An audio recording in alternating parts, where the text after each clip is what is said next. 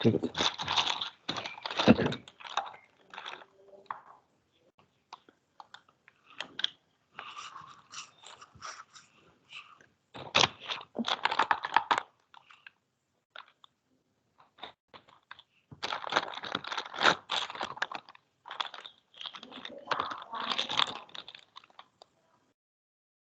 ঠিক আছে না?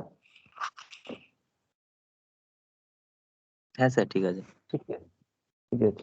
যদি কোথাও লেখা ঢেকে যায় আমাকে একটু জানাবি। ঠিক আছে, বেশ। বল, কারো কিছু কোশ্চেন আছে?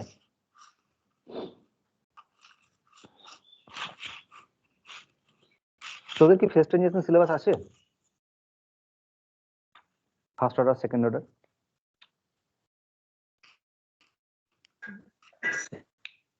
দেখেছিস কিনা? দেখিনি।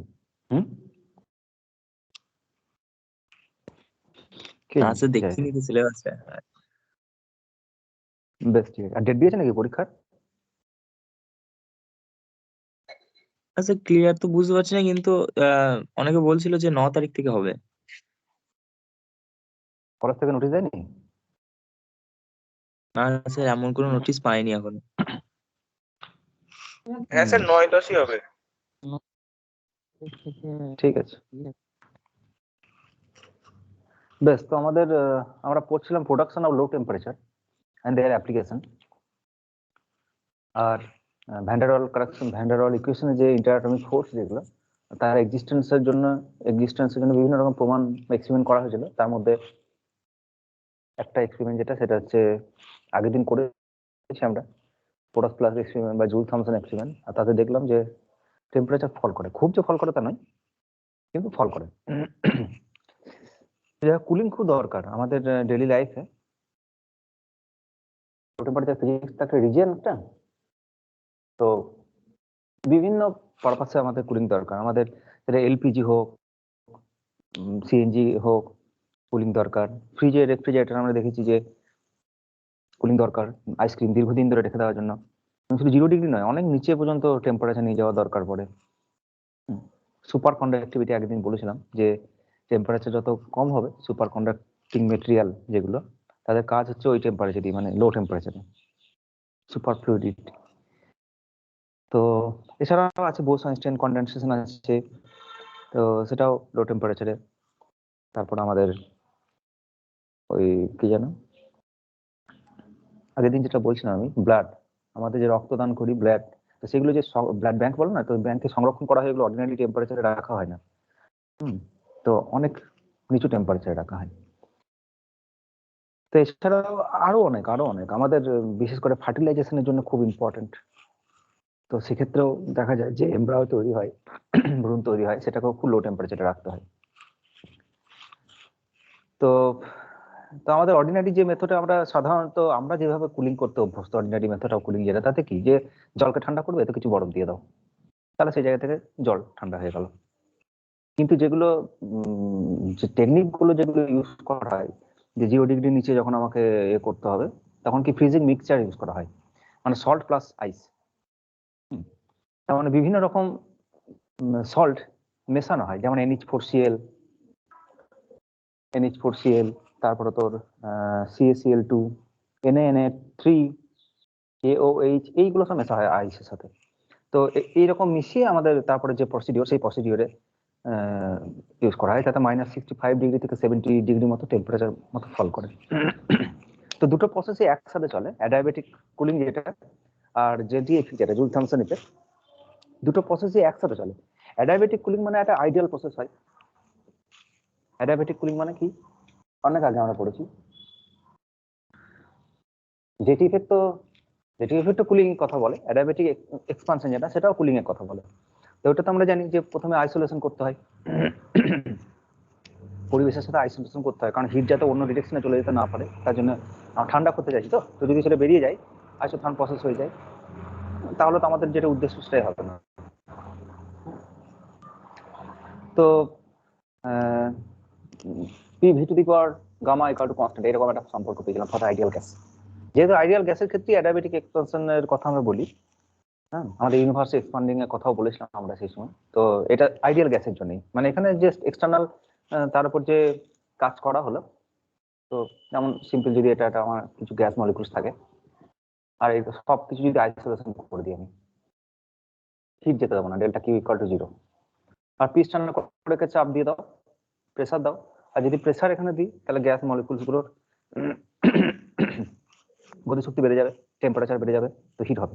উল্টোটা এবার যদি একে অ্যালাউড টু এক্সপান্ড করতে দিই, আমি গ্যাস মলিকুলসকে যদি অ্যালাউড টু এক্সপান্ড করতে দিই, আর তাহলে তার যে ইন্টারনাল এনার্জি যে যে স্টেটে আছে সেই ইন্টারনাল এনার্জি ইউজ করে সে টেম্পারেচার ফল করে। মানে এই স্টেটে যে ইন্টারনাল এনার্জি, পরবর্তী স্টেটে যে ইন্টারনাল এনার্জি, আর এখানে internal energy only function of temperature, কোনো পোটেনশিয়াল এনার্জি ব্যাপার নেই। তো এক্সপান্ড করতে দাও, তাহলে তার ইন্টারনাল এনার্জি লুজ করবে সে। আর তার ক্ষেত্রে যে কতটা লুজ করবে, কি করবে, তার ফর্মুলা আমরা আগে বের করেছি।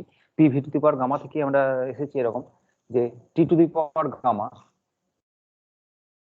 By P to the power gamma minus 1 equal to constant. Adiabatic এক্সপানশনের যে চ্যাপ্টারটা আছে আগে, বহু আগে পড়েছে, তাতে এরকম একটা, বা P V to the power gamma সমান কনস্ট্যান্ট। আর যদি ইনিশিয়াল টেম্পারেচার ফাইনাল টেম্পারেচার দুটো স্টেটের আমরা আলাদা করে ডিফাইন করি, T1 আর 2 স্টেটস যদি ডিফাইন করি, যদি বলি T1 অ্যান্ড প্রেসার P1, আর একটা স্টেট হচ্ছে T2 প্রেসার P2, তাহলে এই অ্যাডিয়াবেটিক কুলিং এর ক্ষেত্রে তার ফর্মুলা আসবে T2 by T1 equal to P2 by P1 to the power gamma minus 1 by gamma. আর যদি -1 করে দিই তাহলে তুমি ডেল্টা টি পাবে। ডেল্টা টি মানে হচ্ছে T1 minus T2 equal to T1 into 1 minus P2 by P1 to the power gamma minus 1 by gamma. এটা হচ্ছে অ্যাডিয়াবেটিক এক্সপানশনের টেম্পারেচার কতটা ফল করে, এই ফর্মুলা থেকে তুমি বের করতে পারো। তো এটাও দেখতে হচ্ছে প্রেসারের ডিফারেন্স অনুসারে ফল হচ্ছে, অ্যাট ইনিশিয়াল টেম্পারেচার কতটা, তার রেসপেক্টে কতটা টেম্পারেচার ফল করবে সেটা নির্ভর করছে। তো লো টেম্পারেচার প্রডিউস করার জন্য এটা একটা খুব স্ট্যান্ডার্ড টেকনিক, যেটা আমাদের ফ্রিজের মধ্যেও থাকে। যে যে ফ্রিয়ন বা যে হাইড্রোজেন গ্যাস, নাইট্রোজেন গ্যাস যে মিক্সড অবস্থায় যেটা থাকে, আইস কুলড এয়ার বলা হয়, আইস কুলড এয়ার যেটা থাকে। তো এটাকে এক্সপান্ড করতে দেওয়া হয় অ্যাডিবেটিক্যালি। হ্যাঁ, তো first nitrogen condensed nitrogen condense করে, then we can allow compressed hydrogen gas kept in contact with the liquid nitrogen. Nitrogen condense করে, তারপরে ওই গ্যাসের মধ্যে হাইড্রোজেন আছে, আবার আমাদের হিলিয়ামও আছে। তো সেটাকে লিকুইড নাইট্রোজেনের সাথে টাচে আনা হয়, মানে যখন তারপরে তাকে টাচে আনার পরে সে টেম্পারেচার আর একটু কমবে, তারপরে তাকে আবার এক্সপান্ড করতে দাও। ঠিক আছে, কি বললাম এখানে, মানে এক্সপান্ড করতে দেওয়ার জন্য ইনিশিয়াল টেম্পারেচারটা কত, সেটা হচ্ছে ব্যাপার। তো অ্যাকচুয়াল এক্সপানশন ডিটেলস বইয়ে তোমরা আরো ডিটেলসে পেয়ে যাবে। তো জেনারেলি কি করা হয়, you can allow compressed hydrogen, আমাদের ওই কি বলে, allow compressed ice cool air to expand adiabatically and make nitrogen to condense. Then we can allow compressed hydrogen gas kept at the liquid nitrogen temperature to undergo adiabatic expansion and get cooled so much that some hydrogen condenses, আর তারপরে ওই hydrogen যেটা কন্ডেনশন করে সেটা হিলিয়ামের সাথে টাচে আনা হয়। এইভাবে repetitive arrangement চলে, মানে অ্যাডিয়াবেটিক এক্সপানশন হওয়ার জন্য একে ইনিশিয়াল টেম্পারেচারটা ফিক্সড করে দেওয়া হয় এর সাথে টাচ করে। এইভাবে রিজেনারেটিভ প্রসেসে একটা বাল্কি অ্যাপারেটাস তৈরি হয়, দিয়ে তাতে এইভাবে টেম্পারেচার আস্তে আস্তে কমাতে থাকি। কিন্তু এটাকে আরো একটু সুন্দর করে করলো পরবর্তীকালে, যেটি এক্সপেরিমেন্ট দিয়ে এটাকে আরো মডিফাই করা হলো, যে কিছু লিমিটেশন দেখা গেল। যেভাবে যদি আমরা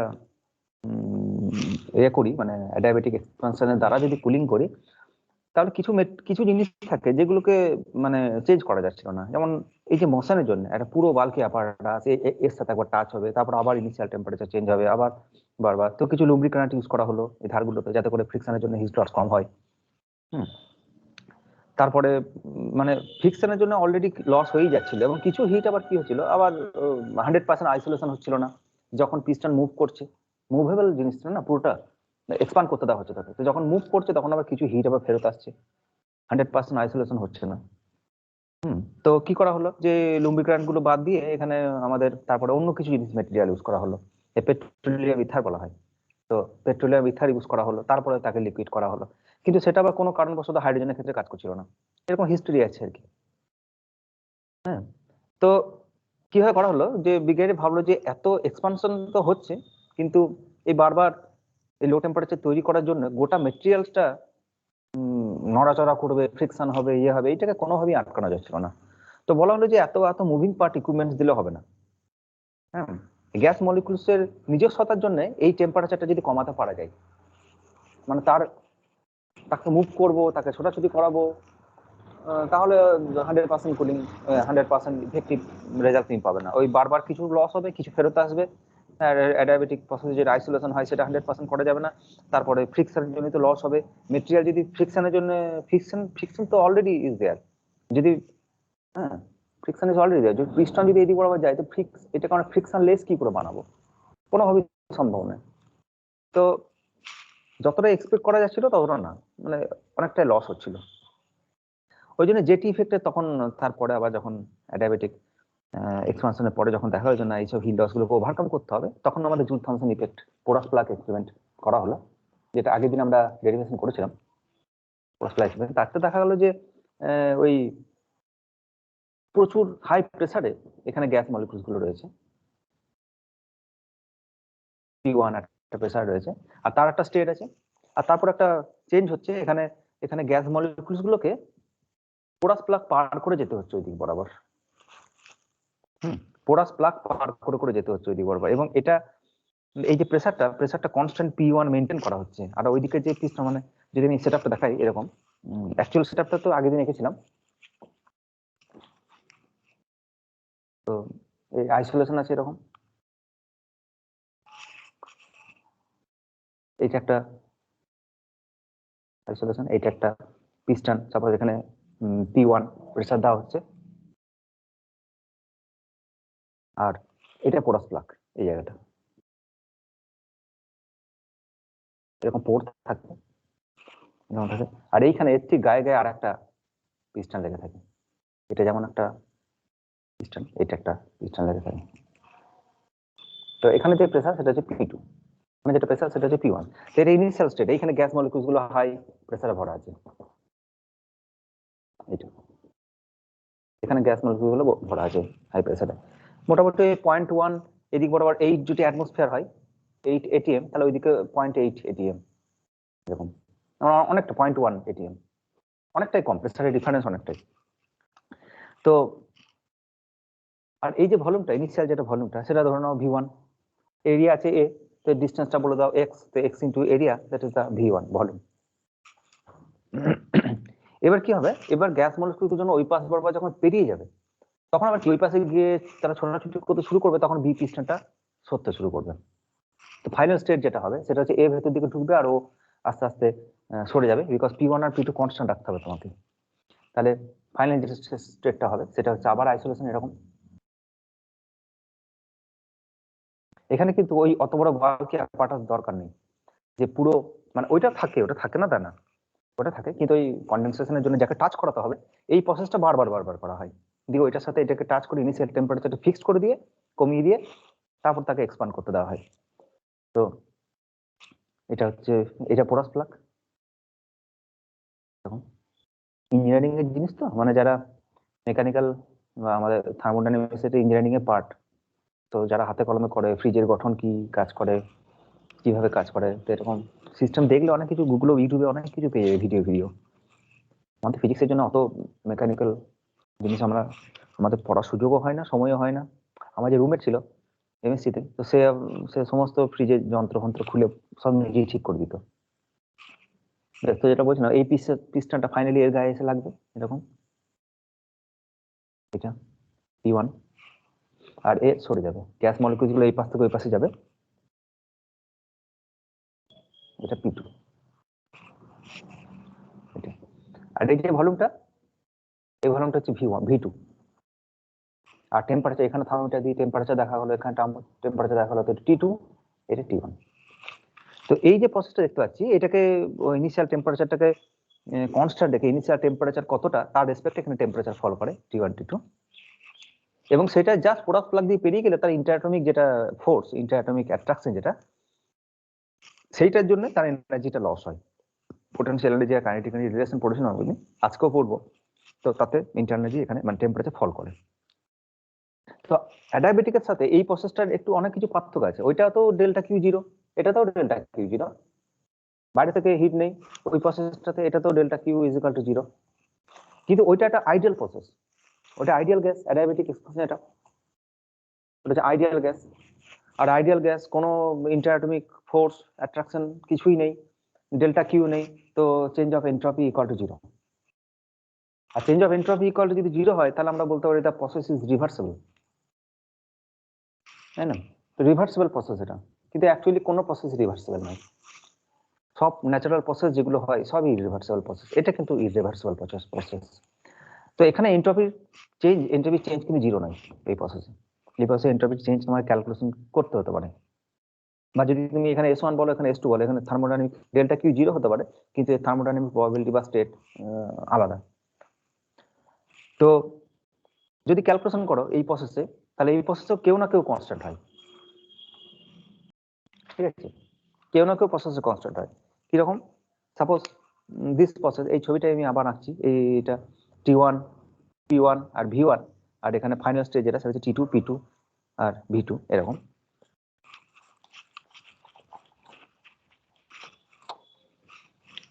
তো delta Q equal to zero, আর ডেল্টা কিউ মানে ফার্স্ট ল অফ থার্মোডাইনামিক্স বলছে du প্লাস dw, তাই না? এবার ইন্টারনাল এনার্জি ইনিশিয়ালি U1 থেকে U2 হয়েছে, তাহলে চেঞ্জ ইন ইন্টারনাল এনার্জি যদি আমি পুরো চেঞ্জটা দেখি, স্টেট ফাংশন তো U2 minus U1 plus delta W বা dw প্লাস dw, মানে এটা যদি ইন্টিগ্রেশন করি আর এক লাইন করি তাহলে এরকম, এটা তো জিরো, তা zero is equal to U1 to U2 du plus dw মানে pdv, এটা V1 টু V2, ঠিক আছে? U1 to U2 du and plus V1 to V2 pdv, আর এটা U2 মাইনাস C1 প্লাস, আর এই যে প্রসেসটা যে ছবিটা আমি এঁকেছিলাম সেটা কি, সেটা দুটো স্টেপে যদি ভেঙে দিই আমরা, একটা V1 to 0 pdv plus 0 to V2 pdv, এরকম। মনে করছে ছবিটা একটু আগে যেটা আঁকলাম আমি, এই যে এটা পোর প্লাগ, এখানে পিস্টন লাগানো আছে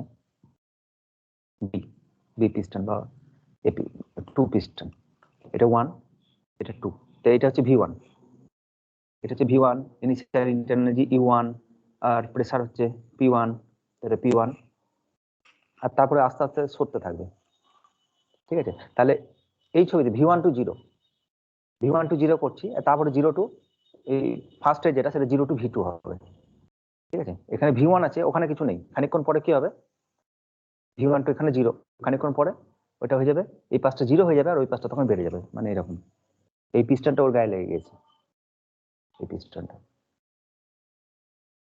এখানে পোর রয়েছে, পোর অফ প্লাগ, আর ওই ওই এটা যেটা এটা হচ্ছে V2 টু টু পিস্টন, আর এটা এই পিস্টনটা লেগে গেছে এখানে P1, এরকম। তো এটা দুভাবে ভেঙে নিচ্ছি, V1 টু 0 আর pdv plus 0 to V2 pdv, তাহলে equal to U2 minus E1 plus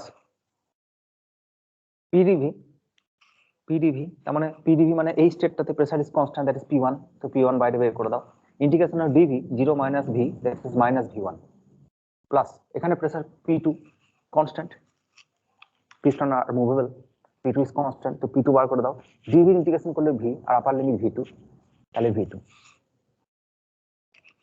equal to U1, আর এখানে P1 V1, এটাকে যদি এক জায়গায় রাখি তাহলে minus U1 plus P1 V1 plus U2 plus P2 V2 equal to 0, বাঁ দিকে 0 আছে, তাহলে এটাকে এই পাশে নিয়ে এসো, or U1 plus P1 V1 equal to U2 plus P2 V2, আর এটা আমাদের খুব চেনা এক্সপ্রেশন। আমরা জানি যে ফাইনাল ইন্টারনাল এনার্জি যেটা ইনিশিয়াল ইন্টারনাল এনার্জি সেটা U1, ফাইনাল স্টেটের ইন্টারনাল এনার্জি এটা সেটা হচ্ছে U2, pressure P1, final pressure P2, volume V1, it is V2। তো কেউ কারোর সাথে সমান নয়, but this quantity is equal to this quantity. Entropy সমান নয়, এন্ট্রপি চেঞ্জ হচ্ছে, এন্ট্রপি চেঞ্জ হয়েছে, কিন্তু এই কোয়ান্টিটিটা সেম। কিছু একটা কোয়ান্টিটি সেম হচ্ছে, একটা প্রসেস থেকে আরেকটা প্রসেস যখন আমরা যাচ্ছি তখন কোনো একটা কোয়ান্টিটি সেম হচ্ছে। যেমন আমরা এরকম তো বহু জায়গায় পড়েছি আমরা, আন্ডার রোটেশন কোন একটা ভেক্টর কোয়ান্টিটি আছে, অ্যাক্সিস যদি রোটেশন করি তো length of the vector is invariant, same. কোন একটা ফ্রেমে কিছু একটা জিনিস দেখছো, আর একটা ফ্রেম থেকে দেখছো, চেঞ্জ হয়ে যেতে পারে রিলেটিভিটি অনুসারে, কিন্তু কিছু একটা জিনিস কনস্ট্যান্ট, যেমন x square minus c square t square is constant, that is invariant. Conserve কোন একটা প্রসেসে এনার্জি কনজার্ভ, একটা একটা পার্টিকেলকে ফেলে দিলাম আমি in the influence of gravity, তো প্রত্যেকটি জায়গায় টোটাল এনার্জি ইজ কনস্ট্যান্ট। তো কোনো না কোনো প্রসেসে কেউ না কেউ কনস্ট্যান্ট। এটা U1 plus P1 V1 constant, মানে U প্লাস PV, আর U plus PV is called the enthalpy, আগে পড়েছি আমরা। তো এটা H1 ইকুয়াল টু H2। ওই জন্য অ্যাডিয়াবেটিক এক্সপানশনকে বলা হয় আইসেন্ট্রপিক, আর এটাকে বলা হয় আইসেনথালপিক, আইসেনথালপিক প্রসেস। তার মানে ফর এভরি স্টেট, এই স্টেট থেকে এই স্টেটে যাওয়ার জন্য for each and every state enthalpy will be constant. এটা চেঞ্জ হতে পারে, এটা চেঞ্জ হতে পারে, V1 V2 এগুলো সব চেঞ্জ হচ্ছে, P1 P2 কনস্ট্যান্ট, বাকি যারা সব চেঞ্জ হচ্ছে। তো যে কোনো স্টেপ যদি আমরা গ্রাফে দেখাই তাহলে H1 should be H2 final. গ্রাফের নেচার চেঞ্জ হতে পারে কিন্তু প্রত্যেকটি পয়েন্টে enthalpy constant, that's why it is called the isenthalpic process. আর এনথালপিকে থার্মোডাইনামিকে একটা পোটেনশিয়াল, এটা যেমন ইন্টারনাল এনার্জি, থার্মোডাইনামিক পোটেনশিয়াল, তো যেমন free energy, gives free energy, এগুলো যখন একটা করে থার্মোডাইনামিক পোটেনশিয়াল, কোনো না কোনো প্রসেসে তাদের সিগনিফিকেন্স আছে। ঠিক এরকম জুল থমসন ইফেক্টে এনথালপি দিয়ে সবকিছু এক্সপ্লেন করা হয়, কারণ এটা গ্রাফ আঁকতে সুবিধা। তোমার কনস্ট্যান্ট এনথালপি গ্রাফগুলোকে যদি তুমি ড্র করো তাহলে একটা কিছু একটা নেচার পাবো আমরা। তো এবার আমরা দেখবো যে আগের দিন যে জিনিসগুলো করেছিলাম আজকেও সেই জিনিসগুলো করবো, এবার সবকিছু একটা কনস্ট্যান্ট এনথালপি লাগিয়ে দেবো সব জায়গায়।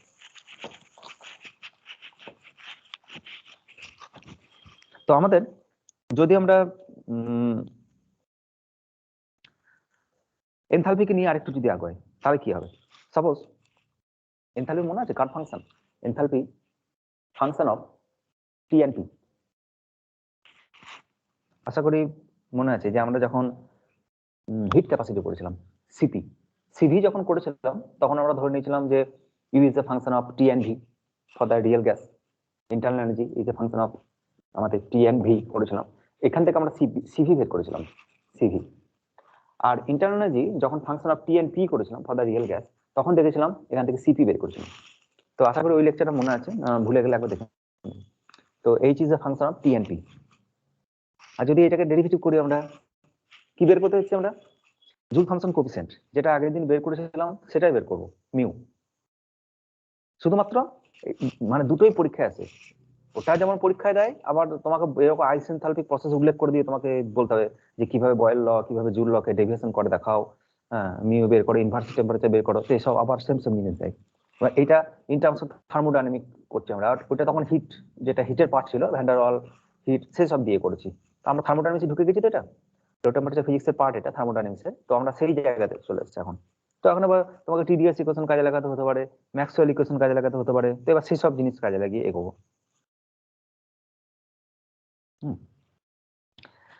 বেশ, তো মিউটা কি ছিল অ্যাকচুয়ালি? মিউটা যেটা ছিল সেটা ছিল del T by del P, এরকম ছিল। প্রেসারের চেঞ্জ, ইউনিট প্রেসারের চেঞ্জ, দুপাশে প্রেসার যেটা চেঞ্জ, তার জন্য টেম্পারেচার কতটা চেঞ্জ করছে সেটা ফল করতে পারে, টেম্পারেচার কমে যেতে পারে, বেড়েও যেতে পারে। হাইড্রোজেন হিলিয়ামের ক্ষেত্রে বেড়ে যায় বলেছিলাম, আর জিরো হতে পারে for the constant enthalpy H. এটা হচ্ছে মিউ। তো তো আমরা কি বলবো? Infinitesimal change in enthalpy dH equal to, এইটুকু ভেঙে দাও, del H by del T at constant p dt plus del h by del p at constant t dp. del h by del t partial মানে chain rule যেটা, এটা। আর by the definition heat capacity at constant pressure is cp equal to del h by del t at constant t। সিভির ক্ষেত্রে কি বলি, সিভির ক্ষেত্রে del U by del T at constant আমাদের ওই পি সরি কনস্ট্যান্ট ভি বলি। আর সিভির ক্ষেত্রে আমরা দেখেছি যে specific heat can be represented as the time derivative of enthalpy. তো del H by del T at constant P, এটা এখানে বসাবো ইকুয়াল টু, এখানে বসাবো Cp dT plus del H by del P constant T dP. ঠিক আছে, বেশ। আবার এটা থাকলো কিছু একটা ইকুয়েশন নাম্বার 1। আবার এটাও জানি আমরা H equal to enthalpy is equal to U plus PV. U plus PV কোনো একটা স্টেটের জন্য enthalpy equal to U plus PV. Now change in enthalpy dH equal to dU plus PdV plus VdP. আর dU plus PdV equal to dQ first law thermodynamics plus VdP, তাই না? আর dQ মানে TdS plus VdP. ঠিক আছে, DQ DS মানে কি DQ by T, তো টিডিএস প্লাস ভিডিপি। তো এবার তাহলে DH is equal to that. এবার কি করবো আমরা, এটাকে কনস্ট্যান্ট টেম্পারেচারে এনথালপি প্রেসারের সাথে এর ভ্যারিয়েশন দেখবো, del H by del P বের করবো। তাহলে ইকুয়েশন গুলো লাগবে কিন্তু আমার সবাই, এটা ইকুয়েশন নাম্বার 2। তো ইকুয়েশন নাম্বার 2টা পাশে লিখে রাখছি, DH equal two TDS plus VDP, it is equation number 2।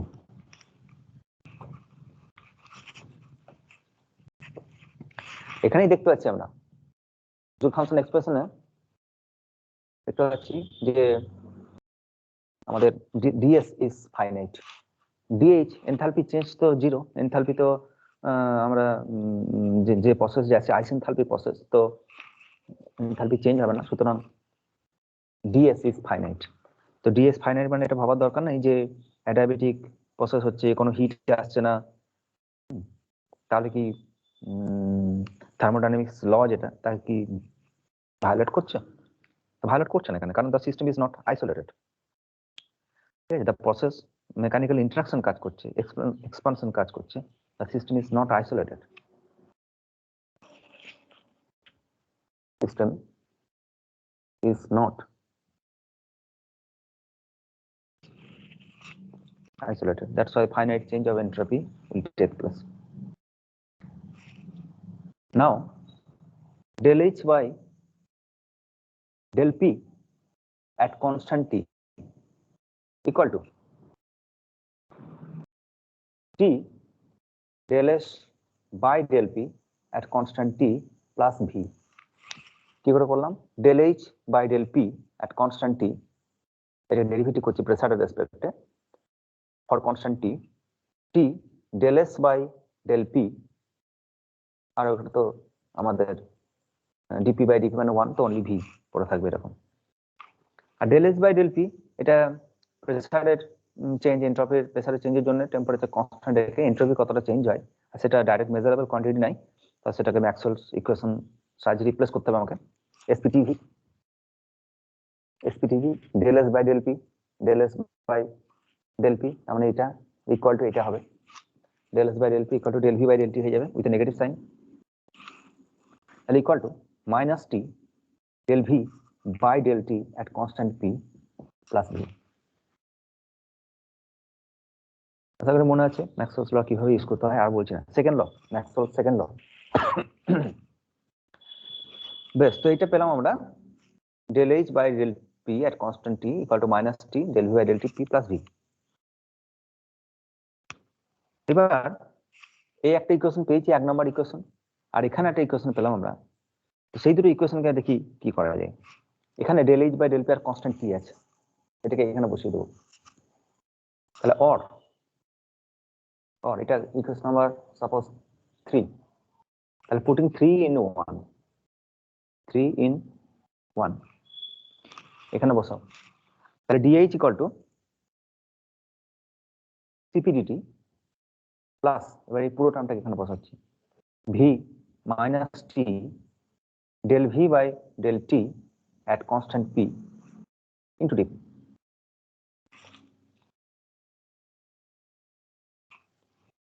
এবার জুল থমসন কোএফিসিয়েন্ট আমরা জানি যে জুল থমসন যে এক্সপেরিমেন্ট হয় তাতে delta H dH equal to 0 because the process is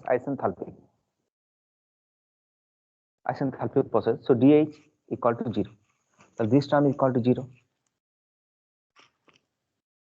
তাই না, this term equal to 0। তাহলে or টেম্পারেচার ভ্যারিয়েশন প্রেসারের ভ্যারিয়েশনের সাথে আমরা দেখতে যাচ্ছি, তাহলে এই এক্সপ্রেশন থেকে কত থেকে পাবো, দেখি কত থেকে পাবো, এখানে ডিটি আছে এখানে ডিপি আছে, তাহলে আমার দরকার হচ্ছে dT by dP and mu বের করবো কনস্ট্যান্ট এনথালপির জন্য। তো এই তো কনস্ট্যান্ট বলে দিয়েছি, তাহলে যদি এটাকে এই পাশে নিয়ে যাও আর যদি ভাগ করে দাও ডিটি বাই ডিপি করে দাও তাহলে তুমি মিউ পেয়ে যাবে। তাহলে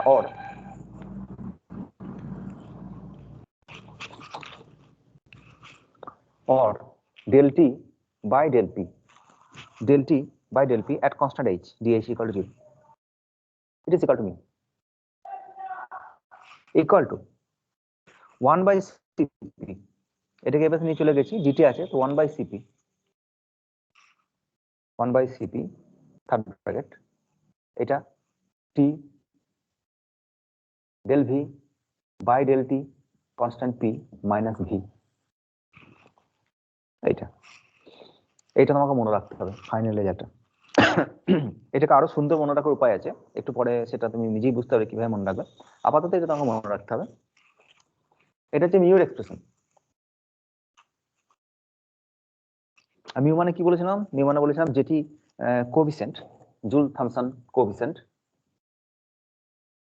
প্রেসারের চেঞ্জের জন্য, per unit change in pressure, তার জন্য কতটা টেম্পারেচার চেঞ্জ হচ্ছে উইথ কনস্ট্যান্ট এনথালপি, সেটাকে বলা হয় মিউ। আর মিউ যদি গ্রেটার দেন 0 হয় তাহলে আমরা বলি কুলিং, মিউ যদি লেস দেন 0 হয় তাহলে বলি হিটিং, আর যদি মিউ ইকুয়াল টু 0 হয় তাহলে নো হিট নো কুল। ঠিক আছে, এবার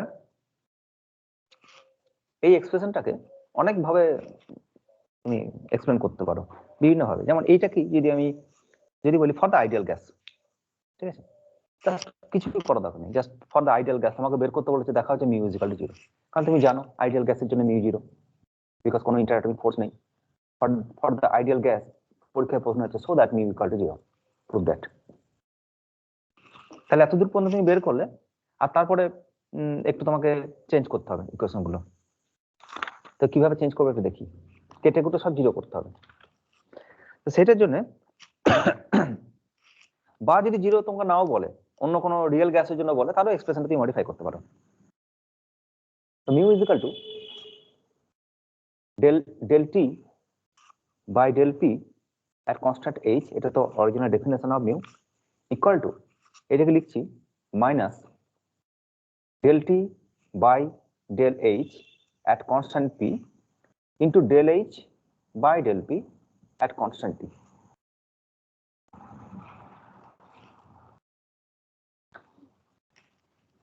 কি বের করলাম আমরা, টেম্পারেচারের প্রেসারের রেসপেক্টে টেম্পারেচারে কতটা চেঞ্জ এনথালপি কনস্ট্যান্ট দিয়ে, সেটা আমরা বের করলাম, সেটা অ্যাকচুয়ালি মিউ, আর এটাকে দুদিকে ডিএইচ করেছি, এনথালপি চেঞ্জ জন্য টেম্পারেচার কতটা চেঞ্জ, আর তারপরে প্রেসারের জন্য এনথালপি কতটা change for the constant temperature, সেটা যদি বের করি তাহলে মিউ পাবে। এটা একটা টেকনিক, অন্য টেকনিকও করা যায়। আবার এটা কত, এটা হচ্ছে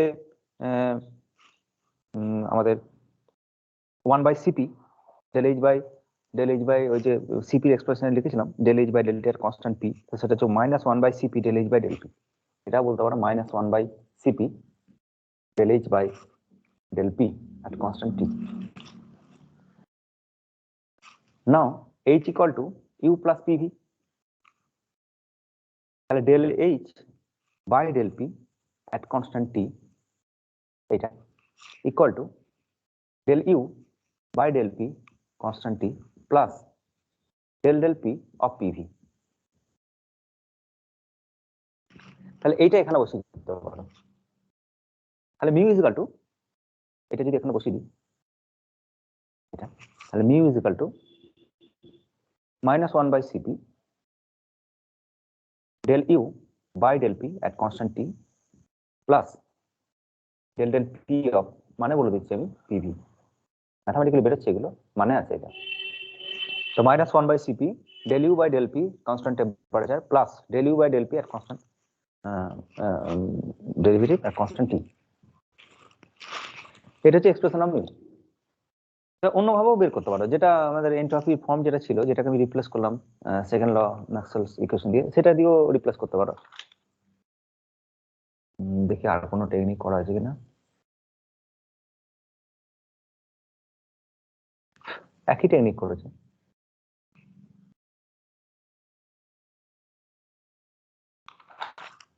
ওই টিডিএস কাজে লাগিয়ে করেছে মানে এইভাবে যেটা বেশ ঠিক আছে এটা টেকনিক এটা খুব ভাইটাল এক্সপ্রেশন এর মানে বলে দিচ্ছি আমি এক্সপ্রেশনটা মানে বলে দিচ্ছি মিউ ইজ ইকুয়াল টু 0 তুমি এখান থেকে ডাইরেক্ট দেখতে পারো যে mu is equal to 1 by Cp del u by del p তার মানে কি internal energy change with respect to pressure ideally this is 0 constant টেম্পারেচারে প্রেসার চেঞ্জের জন্য ইন্টারনাল এনার্জি কতটা চেঞ্জ হয় আইডিয়াল কেসে it is 0 PV is equal to the constant for the ideal gas প্রেসারের ভ্যারিয়েশন হচ্ছে টেম্পারেচার কনস্ট্যান্ট রেখে তো বুঝতে পারছো বয়েল ল অনুসারে টেম্পারেচার যদি কনস্ট্যান্ট থাকে তাহলে PV is equal to constant তাহলে del p of pv should be 0 because it is a straight line তাহলে ideally this is 0 so mu is equal to 0 ঠিক আছে তো এইটাকে এই এক্সপ্রেশনটাকে আরেকটা ভাবে আনতে পারো সেটা দেখে এইটা থেকেই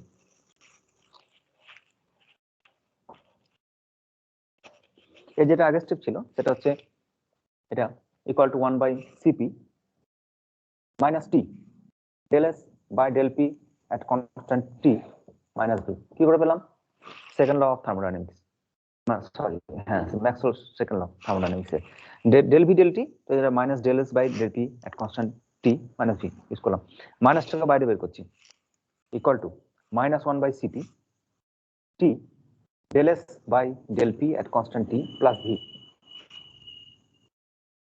Now du equal to TdS minus PdV. First law of thermodynamics. দিকে dP দিয়ে ভাগ করে দাও for constant temperature. Del U by del P at constant T equal to T del S by del P at constant T minus P del V by del P at constant T. এবার এখানে del S by del P আছে del S by del P আছে এই পুরো টার্মটা আছে পুরো টার্মটা এখানে বসিয়ে দাও তাহলে কি পাবো এটা যদি এখানে বসিয়ে দাও এই টার্মটা তাহলে একটা du dp অল টার্ম আর একটা pdv অল টার্ম যেটা আমাদের দরকার তাহলে equal to 1 by minus 1 by cp 1 by cp del u by del p at constant t plus plus এই যে একটা v আর একটা সামথিং এটা তাহলে p del v by del p at constant t plus v এটা কি minus 1 by cp del u by del p at constant t plus এটাকে এক জায়গায় করে দাও p of del v del t plus v তাহলে del p of pv constant t del p of pv তার মানে কি আগে p কে রেখে v এর ডেরিভেটিভ করো তাহলে ফার্স্ট টার্ম আর আগে v কে রেখে p এর ডেরিভেটিভ করো তাহলে অনলি v ঠিক আছে এটা ডেরিভেশন করেছিলাম তো বিভিন্ন উপায় বিভিন্ন বই ফলো করলে বিভিন্ন রকম জিনিস পাবে কিন্তু ফাইনালি এক্সপ্রেশন যেটা সেটা দুটো তোমাকে মনে রাখতে হবে একটা হচ্ছে এটা মনে রাখতে হবে আর একটা এটা মনে রাখতে হবে এটা আমি জাস্ট সেকেন্ডটা দিয়েই বলছি দু চার কথা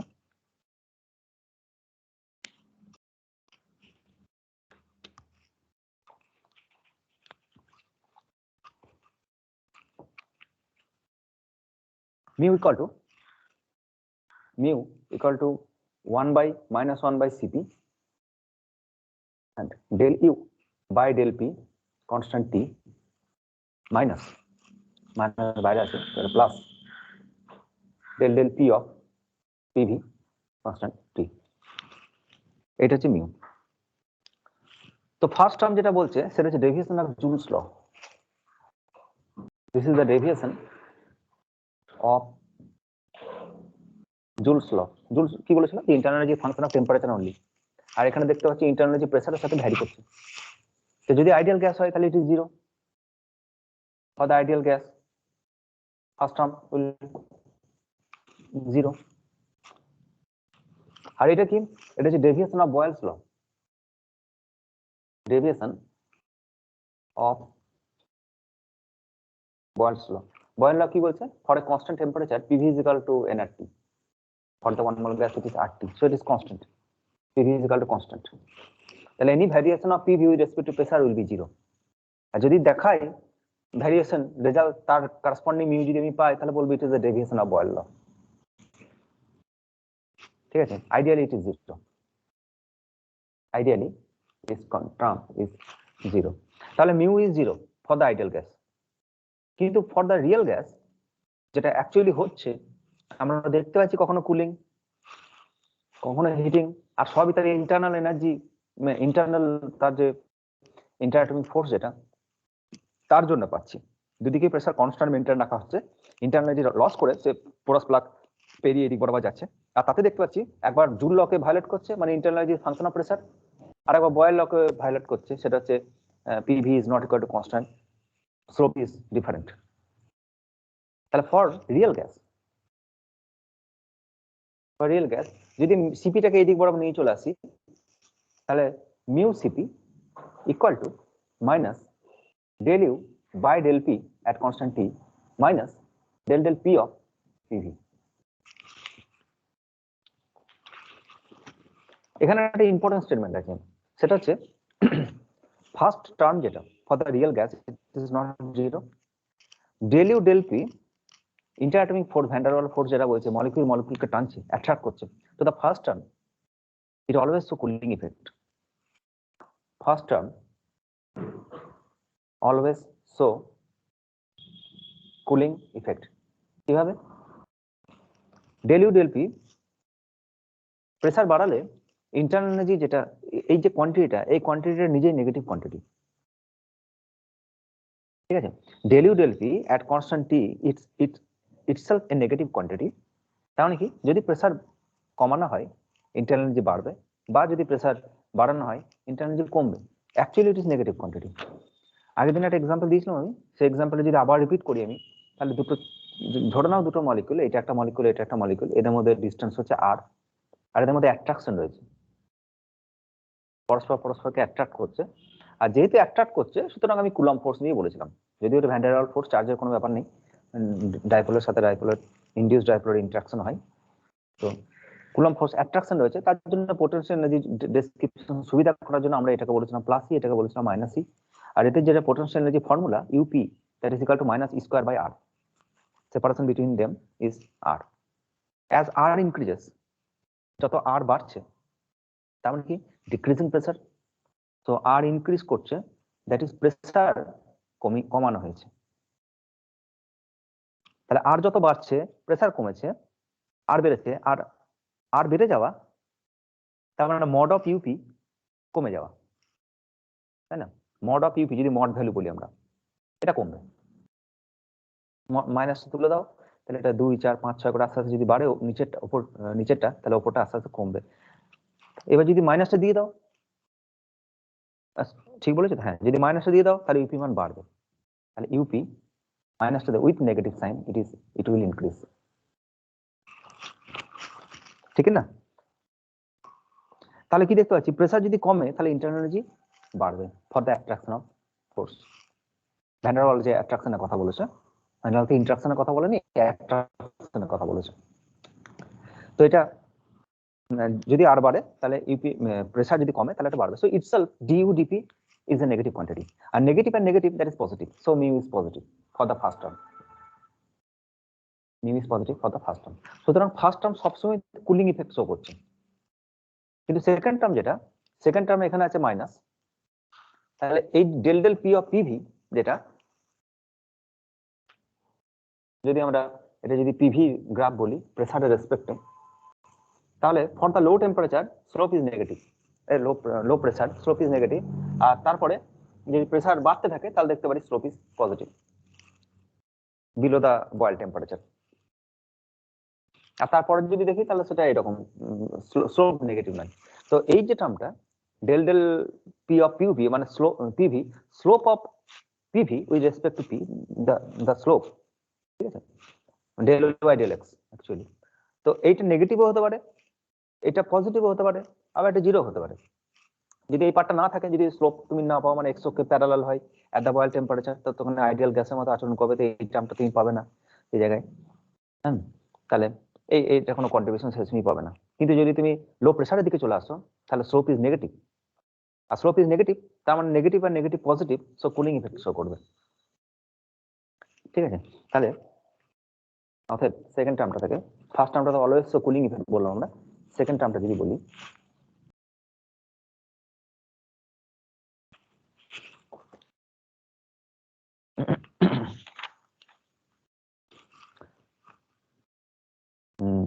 PV versus P curve, the compressibility curve বলা হয় এটাকে, PV versus P curve যেটা, so the compressibility curve,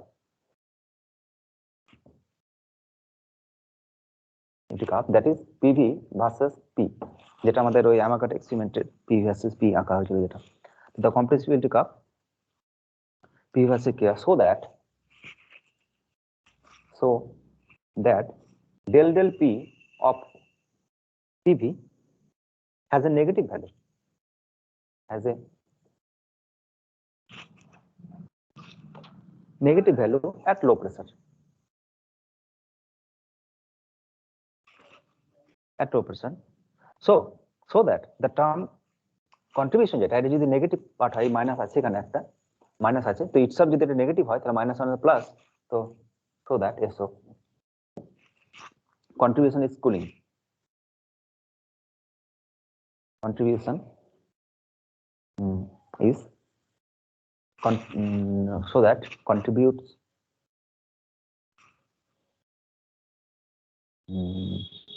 towards a cooling effect.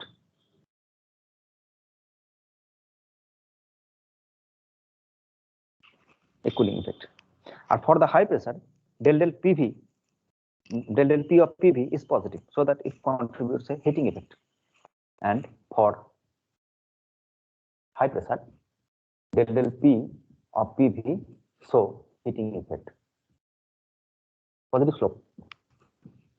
Positive slope হলে আগে নেগেটিভ আছে, mu is negative mean cooling slope. এবার এই যে দুটো টার্ম, ফার্স্ট টার্ম তো অলওয়েজ কুলিং, মিউ এর প্রথম টার্মটা তো অলওয়েজ কুলিং, আর সেকেন্ড টার্মটা কুলিংও হতে পারে আবার হিটিংও হতে পারে, দুটোই হতে পারে। এবার এদের দুটো সম্মিলিত ইফেক্ট দেখতে হবে। If the sum of the two effects বা two terms is positive, then there is a neat cooling effect. And if it is a negative, then the neat heating effect. And it is zero, so it is neither cooling nor heating. তো একটা particular temperature, এই ঘটনাগুলো এর আগে আর পরে হয়, যেটাকে আমরা ইনভার্সন টেম্পারেচার বলেছিলাম, আজকেও ইনভার্সন টেম্পারেচার নিয়ে আসবো, এই এক্সপ্রেশন থেকে নিয়ে আসবো, রিয়েল গ্যাসের ইকুয়েশন থেকে নিয়ে আসবো। তো আরেকটা জিনিস, সবকটাই হতে পারে, তো মিউ গ্রেটার দেন জিরো, আর মিউর এক্সপ্রেশন কি ছিল অ্যাকচুয়ালি? মিউর এক্সপ্রেশন ছিল del T by del P at constant enthalpy. তার মানে slope of T versus slope of T with respect to P, del T by del P with constant enthalpy. তাহলে আমরা যদি গ্রাফ আঁকি, তাহলে মিউ গ্রেটার দেন জিরো একটা region পাবো, mu less than zero একটা রিজিয়ন পাবো, and mu equal to zero একটা পয়েন্ট পাবো। আর সেই সবকটা পয়েন্টকে যদি দিই, তাহলে that graph will represent an enthalpic curve. সেটাকে দেখাতে পারি আমরা টি ভার্সেস পি গ্রাফকে। কিরকম করে দেখাবো? যদি এইদিকে বরাবর টেম্পারেচার দিই,